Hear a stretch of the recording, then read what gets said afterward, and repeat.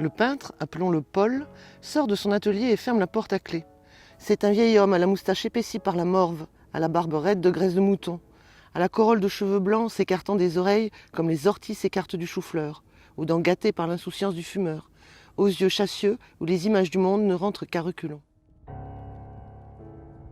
3 jours dans la vie de Paul Cézanne raconte effectivement 3 jours de la vie de Paul Cézanne, pendant lesquels on va le voir partir sur les chemins à la rencontre de ce qu'il a le plus souvent peint, qui est la montagne Sainte-Victoire, mais à la rencontre aussi des habitants de cet endroit, dont une jeune femme qu'il rencontre une première fois, qu'il va suivre parce qu'elle est blessée, et il va aller jusque chez elle, où il va découvrir un homme violent.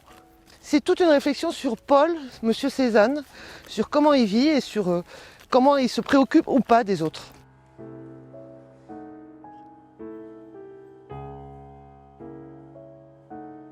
L'auteur Mika Biermann est né en Allemagne, il a fait des études aux Beaux-Arts à Berlin.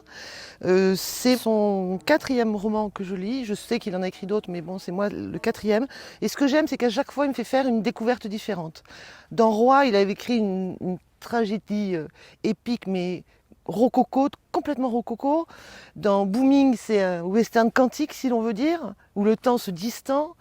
Dans Un Blanc, c'est une expédition en Antarctique qui part en sucette complète et on rigole comme c'est pas permis. Et là, il y a aussi un humour formidable. Mais ce que je trouve surtout, c'est que quelqu'un dont ce n'est pas la langue maternelle puisse écrire aussi bien en français. Moi, ça m'espante. Ce que Mika Biermann a voulu faire dans ce roman, c'est-à-dire pas vraiment une biographie de Paul Cézanne, mais comment Paul Cézanne se comportait avec les autres, qui les aiment ou qui les aiment pas, qui les apprécient ou qui les apprécient pas, et l'empathie qu'il avait pour certaines personnes. Ces 3 jours imaginés dans la vie de Paul Cézanne, évidemment, mais je pense qu'il y a plus de Paul Cézanne dans ce livre que dans bien des biographies.